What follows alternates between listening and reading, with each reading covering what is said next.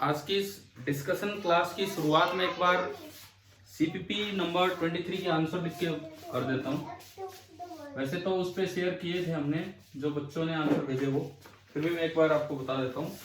अगर वो वही हो एज इट इज तो देख लेना।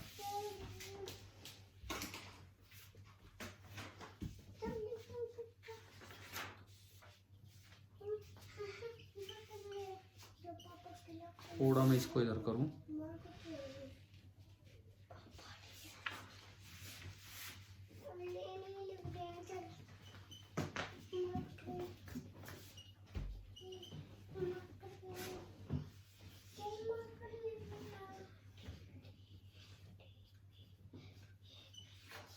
भाई ये आपके आंसर्स हैं और मुझे लगता है कि कुछ बच्चों ने तो बिल्कुल 100% सही कर दिए हैं। हाँ जी, जिन्होंने अटेम्प्ट कर लिया उनमें से कुछ होंगे ना ऐसे जिन्होंने बिल्कुल सारे सही किए होंगे।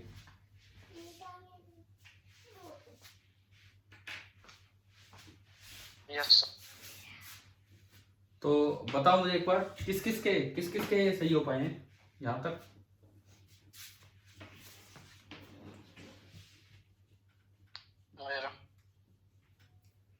अंकित,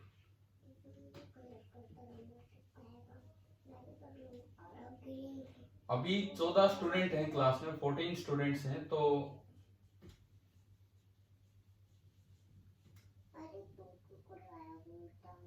देखो, मैं आज आपको बता दूं तो इस फोन के थ्रू तो मैं मेरी स्क्रीन देख रहा हूँ, बट ये लैपटॉप पे मुझे आप लोग सारे दिख रहे हो, लेकिन यार आपने वीडियो भी ऑन नहीं कर रखे हैं, फिर फायदा क्या है बताओ। मैं तो ये दूसरा इसीलिए अरेंजमेंट किया कि चलो बच्चों को भी देखते रहेंगे, मेरे सामने हो आप सभी। तो प्लीज वीडियो ऑन कीजिए ताकि मैं सीधा आपसे आई कांटेक्ट बना पाऊँ। ये बात है ना, मुझे भी तो लगे कि हाँ भाई क्लास चल रही है। वीडियो ऑन कीजिए प्लीज।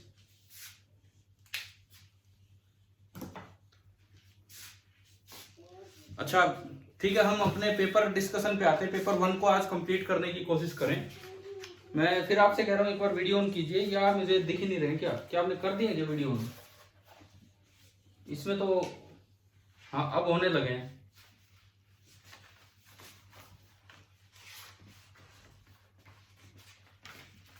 चलो ठीक है, अब कुछ वीडियोज ऑन होने लगे हैं। देखो मैं इधर देखूंगा तो भी मुझे आप ही दिख रहे हो, उस साइड मैंने लैपटॉप रखा हुआ है। चलिए हम फटाफट पेपर डिस्कशन पे चलते हैं। क्वेश्चन नंबर 1 हमने कल कर लिया था। सेकंड मुझे लगता है कि बहुत बार आपने शायद ऐसा सवाल किया होगा +1 में, या डाउट है सेकंड में। ये वाला क्वेश्चन था सेकंड कि एवरेज फोर्स पूछा है। Average force is change in momentum upon time taken. हाँ जी बताओ, हो गया? नहीं तो ठीक है, क्योंकि सॉल्यूशन भी तो है साथ, तो वहां से कुछ पता लगे आपको। अच्छा थर्ड बताइए, वो एक रोड है 2r लेंथ की, एक रोड जो अर्थ की सरफेस पे घूम रही है, तो उसका पीरियड निकालना है। वो हुआ कि नहीं हुआ? नहीं हुआ। ठीक है, मैं डाउट से लूंगा, हम कोशिश करेंगे इस एक लेक्चर में पूरा हो काम। तो क्वेश्चन नंबर 3 पे हम हैं, देखते हैं इसमें क्या है। इसमें यूं दिया है कि ये अर्थ है, अर्थ का रेडियस तो r है, ठीक है, लेकिन आपको दिया गया है कि एक कितने रेडियस की ना कितनी लेंथ की 2r लेंथ की रोड, और वो किसी तरह से रेडियली रखी गई है। 2r लेंथ की रोड यूं रखी गई है रेडियली। तुम बैठ जाओ आराम से पीछे, और आपको इसका टाइम पीरियड बताना है। तो अगर मुझे ओमेगा मिल जाए, एंगुलर वेलोसिटी मिल जाए, तो टाइम पीरियड आ जाएगा 2π/ओमेगा। Yes sir. ठीक है, और ओमेगा लाने का तरीका ये होता है, जितना भी फोर्स लग रहा हो, हमने पढ़ा भी है +1 में, जो भी फोर्स लग रहा हो, सारा मास सेंटर ऑफ मास पे रख के, देखो इसका सेंटर ऑफ मास बिल्कुल बीच में होगा यहाँ, तो जो सेंटर ऑफ मास घूम रहा होगा वो 2r रेडियस में घूम रहा होगा। ये आ रही है बात समझ में? r ये और r ये है ना, जितना भी इस पे ग्रेविटेशनल फोर्स लग रहा हो, और कोई फोर्स यहाँ कंसीडर करना नहीं है, केवल ग्रेविटेशनल फोर्स लेना है, वो सारा फोर्स सेंटर पे दिखा के एफ ग्रेविटेशनल एंड उसे इक्वेट कर दीजिए टोटल मास। अच्छा, टोटल मास कितना होगा? हमने माना कि इसकी लीनियर मास डेंसिटी, मास पर यूनिट लेंथ लैम्बडा है, इसकी लीनियर मास डेंसिटी लैम्बडा है, तो ये होगा लैम्बडा इंटू लेंथ, ये तो इसका टोटल मास हो गया, इंटू सेंट्रीपिटल एक्सेलरेशन। अगर ये रोड ओमेगा एंगुलर स्पीड से घूम रही है तो सेंट्रीपिटल एक्सेलरेशन होता है ओमेगा स्क्वायर इंटू रेडियस, और इसका रेडियस कितना है? रेडियस सेंटर ऑफ मास का 2r।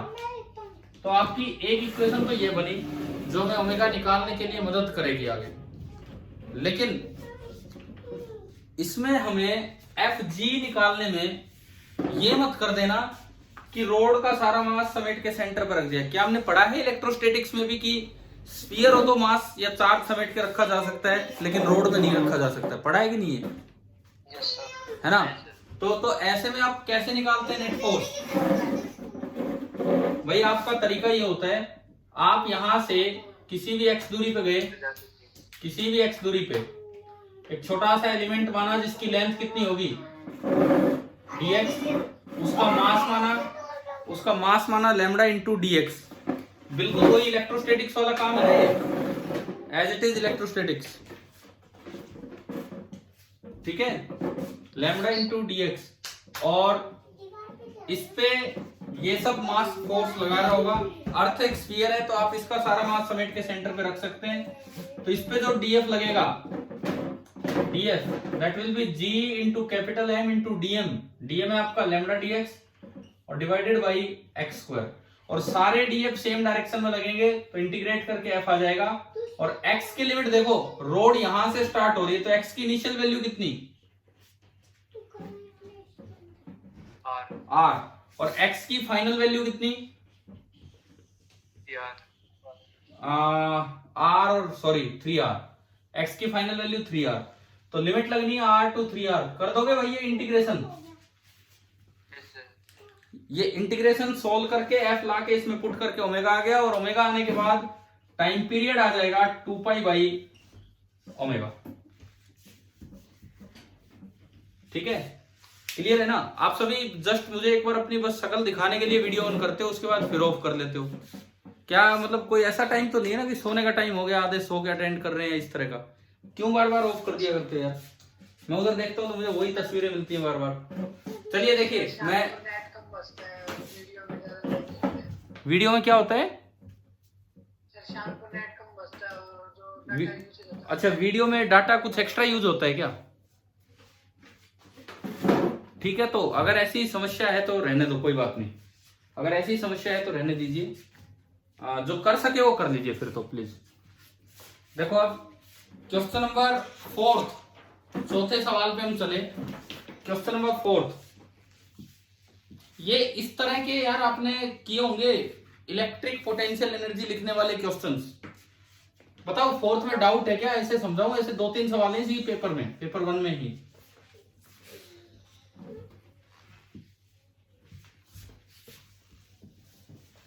देखो ये एनर्जी लिखने वाले हमने पोटेंशियल के समय किए भी होंगे, एनर्जी लिखने वाले सवाल।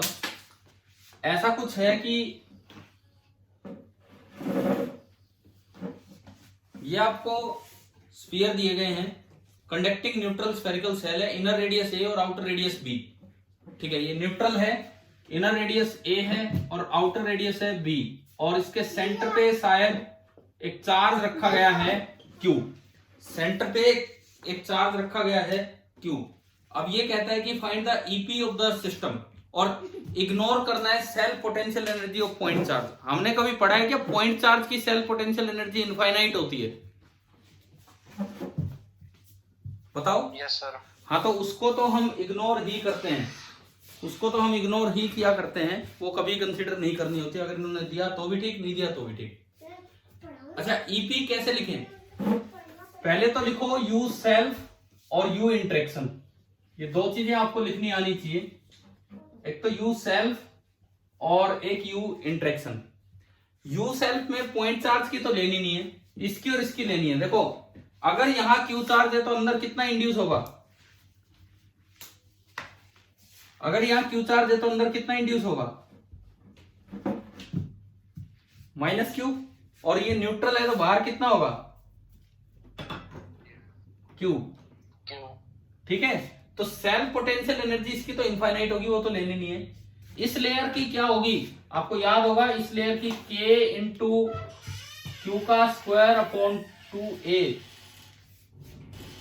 है ना भाई। ठीक है, और लास्ट वाली लेयर की बताओ सेल्फ एनर्जी क्या होगी, लास्ट वाली लेयर की K इंटू क्यू का स्क्वायर अपॉन 2b। पहले ये बताओ सेल्फ एनर्जी लिखनी आई कि नहीं।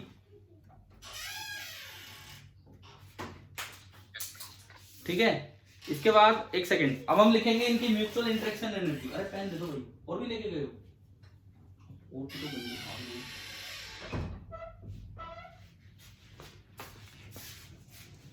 अब हम लेते हैं यहाँ पे म्यूचुअल इंटरेक्शन एनर्जी। तो देखो एक एक का इंटरेक्शन कीजिए। इसको मैंने बोला 1, इसको बोला, ऐसा कुछ नहीं है कि सेल्फ एनर्जी को नेग्लेक्ट करना है, ऐसा कुछ नहीं है। क्या, दोबारा बोलिए एक बार। क्वेश्चन में कुछ ऐसा नहीं लिख रहा कि सेल्फ एनर्जी को इग्नोर करना है। क्वेश्चन में ये लिखा है ignore self energy of point charge. Ignore करने के लायक ही वो है, क्योंकि वो तो सारा सिस्टम ही गड़बड़ा देगी, वो इनफाइनाइट होगी। इनफाइनाइट चीजों को हम इग्नोर कर सकते हैं क्योंकि उसमें कोई चेंज तो आता नहीं है। इसका वो कहा है ढक्कन। क्या हमने कभी अर्थ का पोटेंशियल पढ़ा था, कभी एक बार डिस्कस किया है ना अर्थ का पोटेंशियल। उसे क्यों जीरो मानते हैं, क्योंकि उसमें कोई चेंज तो होना नहीं होता है इसलिए। और कभी भी अगर सेल वगैरह आते हैं तो आपको सेल पोटेंशियल एनर्जी लेनी ही होगी इस तरह के सिस्टम में। क्लियर है, चले हम आगे बढ़े। अब इसमें अब इंटरेक्शन करवाओ, यू इंटरेक्शन लिखवाओ। कैसे, एक 1-2 का, एक 1-3 का और एक 2-3 का। तो 2 टर्म तो ये और 3 टर्म ये, 5 टर्म्स आएंगी। और शायद इस पेपर में 2-3 बार इनका यूज हुआ है। और मुझे लगता है कि हमने जब पोटेंशियल पढ़ा तो इस तरह के सिस्टम तो डिस्कस हुए भी थे उसमें। पहले 1 और 2 का इंटरेक्शन करवाओ। 1 और 2 का इंटरेक्शन, किसी एक की वजह से पोटेंशियल लिखो और दूसरे के चार्ज से मल्टीप्लाई कर दो। बताओ इस माइनस क्यू के कारण यहां कितना पोटेंशियल होगा, इस माइनस क्यू के कारण यहां माइनस के क्यू बाई ए। हाँ, k into minus Q by A, ये तो पोटेंशियल होगा। और उस पोटेंशियल को यहाँ के चार्ज से मल्टीप्लाई कर दो तो इंटू क्या होगा, q। बताओ u12 लिखना आ गया आपको, है ना। नेक्स्ट u13, u13 बताइए क्या होगा। 13 बिल्कुल ऐसे ही, उस q की वजह से यहां potential k q upon b, तो उसका पोटेंशियल है और इंटू कर देंगे यहां का चार्ज q, है ना भाई। दोनों बातें आ गई ना समझ, ठीक है। और ये बताओ ये 2-3 कैसे लिखें, 3 की वजह से यहां पोटेंशियल कितना होगा। देखो 3 की वजह से यहां पोटेंशियल, अंदर हर जगह पोटेंशियल होता है k into Q upon radius, और रेडियस 3 वाले का कितना है b। अंदर हर जगह ये पोटेंशियल होगा और यहां रखे हुए चार्ज से आपने मल्टीप्लाई किया, तो मल्टीप्लाई किससे करना था, माइनस क्यू से। अभी आप बताओ कि आपको इस सिस्टम की एनर्जी लिखनी आ गई है कि नहीं।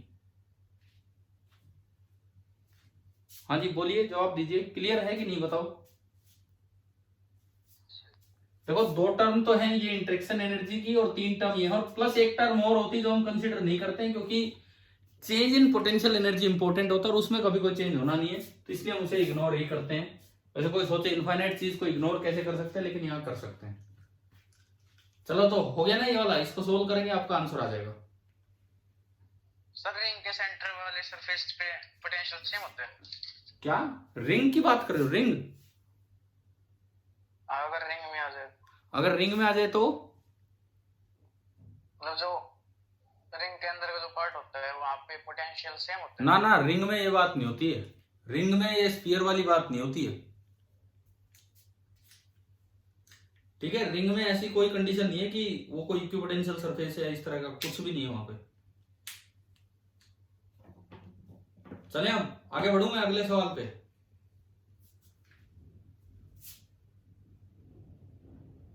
देखिए आगे बढ़ते हैं, मिटा दो ना यार इसको, 4th तो हो गया ये हमारा।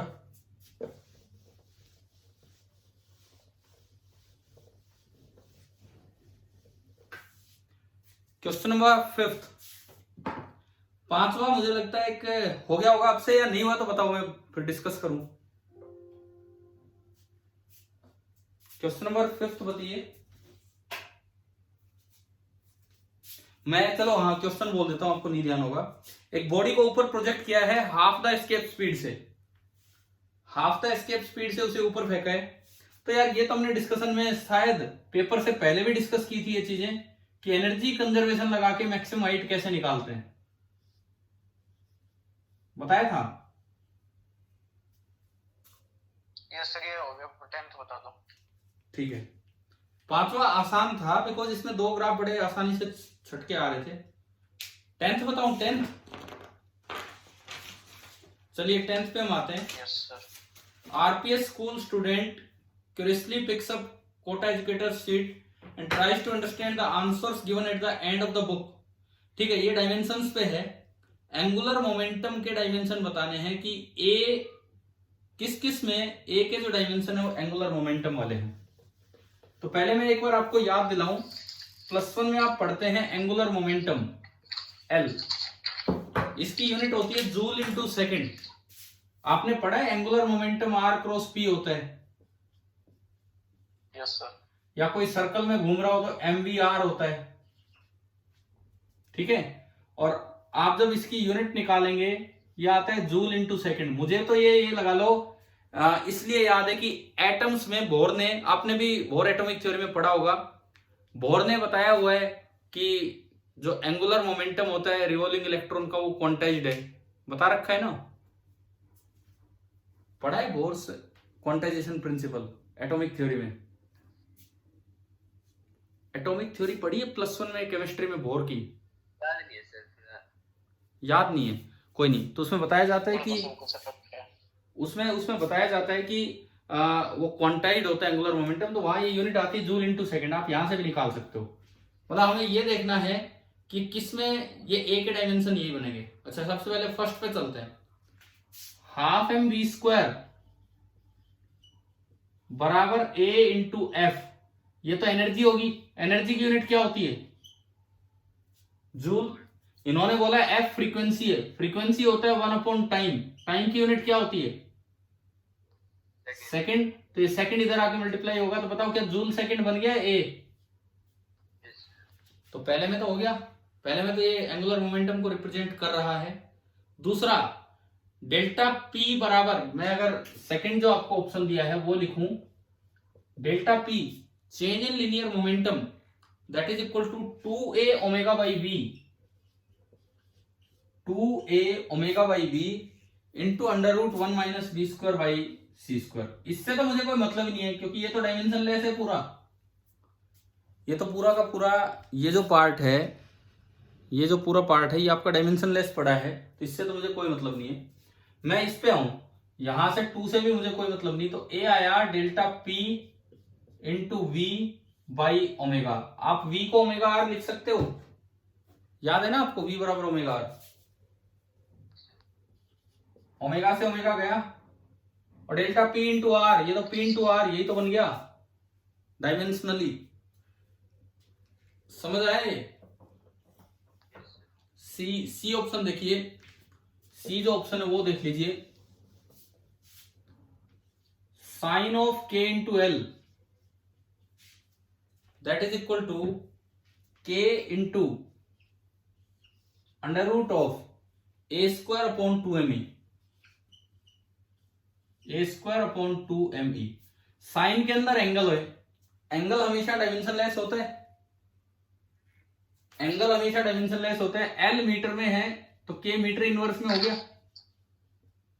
हाँ जी, ये बात आ गई यहां तक समझ? और साइन थीटा खुद डायमेंशन लेस होता है। हाँ जी बोलो। डायमेंशन लेस हो गया तो बीच देखना ही क्यों? क्या? तो इस साइन के अंदर जो कुछ है पूरा ही डायमेंशन लेस हो गया, तो अंदर का क्यों देख? ताकि मुझे K का पता लगे, क्या K बाहर यूज हो रहे हैं,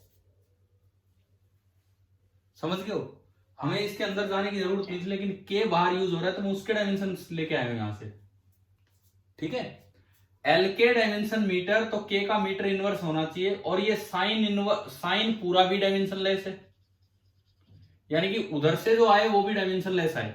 अच्छा जी ठीक है, तो ये तो डायमेंशन लेस है। उधर चेक करते हैं, के की यूनिट है मीटर इनवर्स, रूट ए स्क्वायर को मैं ए लिख सकता हूं, और आपको याद होगा अंडर रूट 2m ही तो, अंडर रूट 2m ही तो आपका लीनियर मोमेंटम होता था, याद है?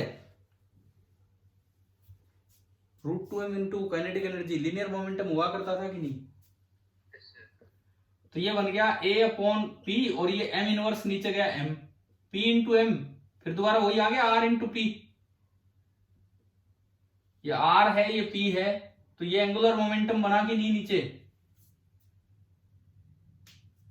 देखो ये लेंथ है मीटर में, और ये p है, लेंथ इंटू p, यही तो होता था आपका एंगुलर मोमेंटम। ठीक है, और इधर साइन एक रेशियो है, साइन तो एक रेशियो होता है, और एक रेशियो हमेशा डायमेंशन लेस होता है। तो बताओ ये ए की डायमेंशन भी क्या आ गई? एंगुलर मोमेंटम वाली आ गई कि नहीं? ठीक है, और चौथा आप देखोगे तो आपको पता लग जाएगा उसमें नहीं है। हाँ जी बताइए मुझे, क्या क्लियर हुआ सभी को ये वाला सवाल? चलूं मैं आगे बढ़ूं क्या, बताओ? अगला क्वेश्चन बोलो, कौन सा पूछना वो बोलो, अगर आपको ध्यान है तो। सर 11th में मेरा कई बार देखा करके 1.35 आ रहा था बी का। 1.35 और ये लिखता है 0.135, ये कंफ्यूजन है। सर मेरा भी है। आपका भी 1.35? तो लो फिर एक बार देख लेते हैं, ऐसे तो मैंने चेक तो किया नहीं है सोल्व करके। क्वेश्चन नंबर 11, एक क्यूब दे रखा है जिसकी लेंथ है 0.3 मीटर, लेंथ तो है 0.3 मीटर, और एक कॉर्नर ओरिजिन पे है और वो रखा हुआ है। पहले मैं ई वेक्टर लिख लूं, जो आपको ई वेक्टर दिया गया है, E vector that is equal to 5x i cap plus 3k cap, ये ई वेक्टर दिया गया है, ये आपका सिंपली ई वेक्टर बोला गया है।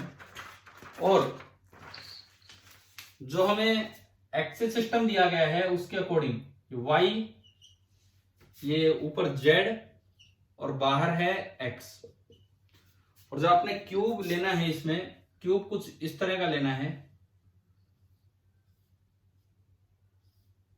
और इन्होंने अलग से फेसेस के नाम हमें दिए हुए हैं, बहुत ही क्लियरली दिखा हुआ है कौन सा फेस 1 है, कौन सा 2 है, कौन सा 3। आप मुझसे केवल ये पूछना चाह रहे हो क्या कि S5 में, इसका बी ऑप्शन है, S5 में फ्लक्स है 0.135, आप कह रहे हो 1.35 आ रहा है। ठीक है ठीक है, मैं करता हूं, चेक करता हूं S5 कौन सा है इसका फ्रंट, ये फ्रंट वाला जो फेस है ना, ये आगे वाला, ये आगे वाला, इसको बोला है इसने S5। अच्छा, और जो क्यूब की लंबाई है वो है 0.3 मीटर, क्यूब की लंबाई है 0.3 मीटर। S5 देखो ये सब एक और मीटर तो सही है ना, कोई और तो यूनिट नहीं दे रखी इनकी ना, ऐसा यूनिट ही है, न्यूटन पर कूलम भी है। देखिए अब इसमें सुनिए, ये वाला फेस जब आप लेंगे, क्या जेड एक्सिस इसके, जेड कंपोनेंट इस फेस के पैरेलल हो गया कि नहीं, बताओ? तो इसकी वजह से तो फ्लक्स होगा 0। या चलो मैं आपको ढंग से लिख के दिखाता हूं, इसका एरिया वेक्टर लिखा मैंने S5 वेक्टर, 0.3 का स्क्वायर और बाहर की तरफ है आई कैप, बन गया S5 का वेक्टर। ठीक है, इस पूरे फेस पे x फिक्स है, इस पूरे फेस पे x फिक्स है और वो है 0.3। तो अगर आप x को एक ही रख दोगे तो हमारा e फिक्स हो गया इस पूरे फेस पे, 5 into 0.3, 1.5 I cap plus 3k cap, e तो ये आया, s ये आया प्लस 0j कैप। देखो क्या ये 2D सरफेस है, क्या है ना, ये 2D सरफेस, और इस पूरी सरफेस पे e कांस्टेंट है। अगर 2D सरफेस और e कांस्टेंट हो तो फ्लक्स थ्रू 5, मैं सीधा लिखूं e dot s5, e dot s5 करोगे तो 3 तो 0 से गया और वो इससे मल्टीप्लाई होगा, 1.5 इंटू 0.3 का स्क्वायर, 1.5 इंटू 0.3 का स्क्वायर यानी कि 1.5 इंटू 0.09, ठीक है, 15/9 135 1 2 3 0.135। इन्होंने क्या दिया है, इन्होंने भी यार यही दिया है। आ गया ना ये तो। यस सर, अब मुझे ये बताओ, क्या मैं ये सवाल पूरा करवाऊं कि बाकी हो गया है? हो गया। ठीक है, और बताओ, डाउट बोलिए फटाफट, अभी तो 15 मिनट और है हमारे पास लगभग। एक मिनट सर, खोल दूं पेज। नहीं तो फिर मैं देख रहा हूं जैसे भी है। ये हो गया आपका 15th का मतलब आ गया क्या समझ, कि लाइटनिंग जब होती है तो आसमान में कितनी दूर तक वो चमक दिखती है हमें। आसान था वैसे सवाल, ऐसी बात नहीं, मुश्किल था, लेकिन थोड़ा ये मतलब दिखने में ऐसा लगता है कि हाँ ये एक बड़ा अच्छा सा सवाल है। 15th की मैं बात कर रहा हूं। सर 13 भी बता दो एक मिनट। 13th पे आ रहा हूं। मुझे ये बताओ, 15 समझ आ गया क्या? विजिबल लाइटनिंग बोल्ट का क्या मतलब है? जो बिजली कड़कती है वो कितनी दूर तक लाइटनिंग, ये समझो। समझाना है 15। टाइम नहीं था तो लास्ट के 2-3 क्वेश्चन छूट गए। ठीक है, 15 देखिए यार, आप लोग ना एक तो अपने डाउट पहले इकट्ठे तो करके रखा करो, पेपर पहले देख लिया करो, क्वेश्चन नंबर ही लिख लिया करो क्या है कौन से। 15 देखो, 15, फिर मैं उसके बाद आपने बोला 13th पे आता हूं, पहले 15 करवाता हूं। ये कहता है कि the visible portion of a lightning strike is preceded by an invisible stage. Preceded मतलब उससे पहले कुछ होता है। आपने आसमान में बिजली चमकते हुए देखी है, देखी है ना सभी ने?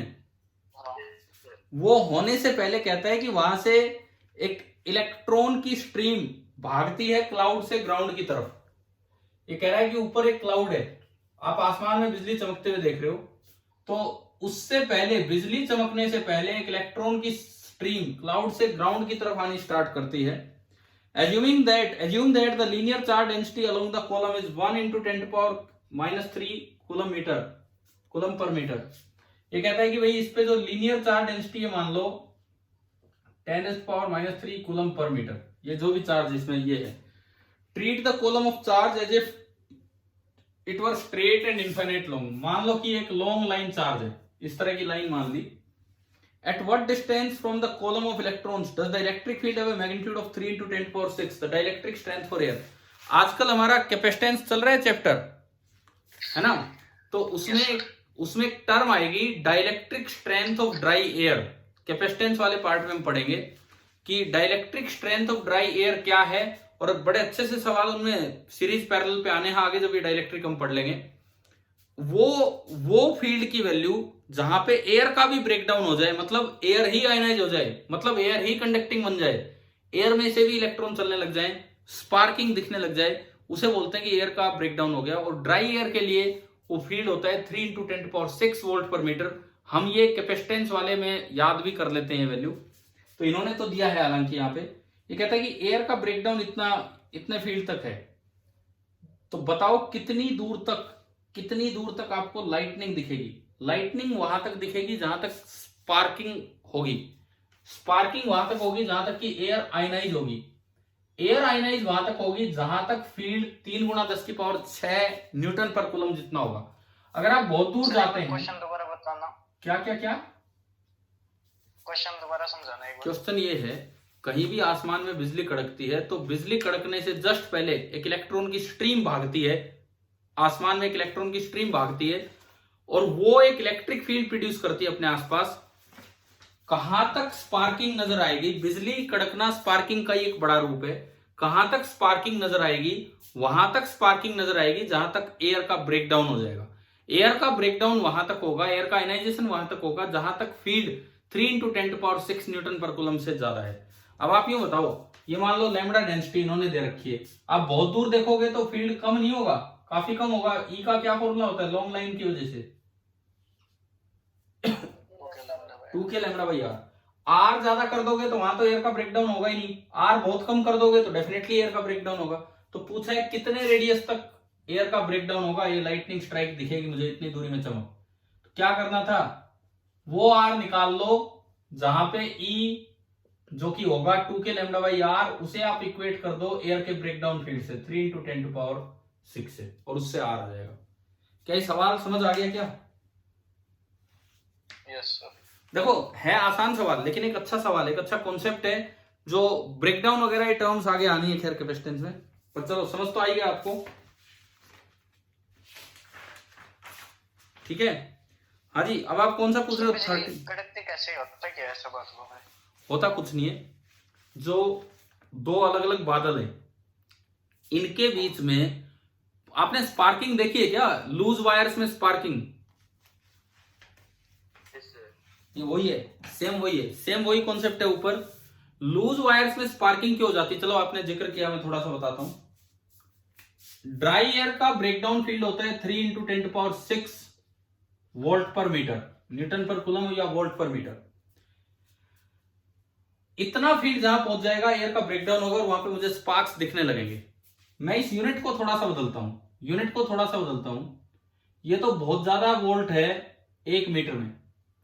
It can also be written as 3 × 10⁻³ volt per millimetre. हाँ कि ना बताओ? It can also be written as 3 × 10⁻³ volt per millimetre. अरे समझ आ रहा है क्या? मिलीमीटर में 10⁻³ मीटर आएगा, ऊपर जाके यही हो गया।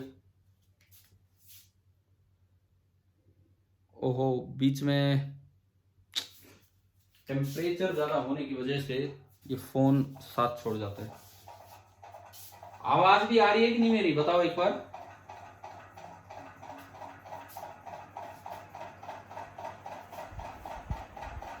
बस बस बस बस बस, बस।